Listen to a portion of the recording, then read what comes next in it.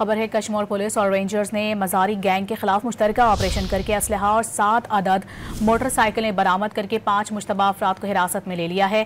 Kashmir police और rangers ने Mazari gang के खिलाफ मुश्तरका कार्रवाई की है थाना कश्मीर की हदूद में, जहां दौरान कार्रवाई 5 मुश्तबा अफराद को हिरासत में भी लिया गया है। मुलजिमान के ठिकानों से 2 अदद रिपीटर्स, बंदूक, राइफल और बड़ी तादाद में एमुनेशन बरामद किया गया है।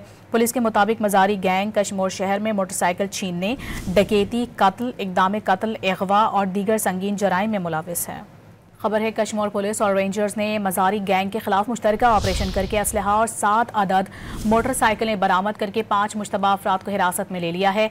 कश्मीर पुलिस और रेंजर्स ने मजारी गैंग के खिलाफ मुश्तरका कार्रवाई की है थाना कश्मीर की हदूद में, जहां दौरान कार्रवाई 5 मुश्तबा अफराद को हिरासत में भी लिया गया है। मुलजिमान के ठिकानों से 2 अदद रिपीटर्स, बंदूक, राइफल और बड़ी तादाद में एमुनेशन बरामद किया गया है। पुलिस के मुताबिक मजारी गैंग कश्मीर शहर में मोटरसाइकिल छीनने, डकैती, कत्ल, इक़दाम कत्ल, अगवा और दीगर संगीन जराइम में मुलविस है।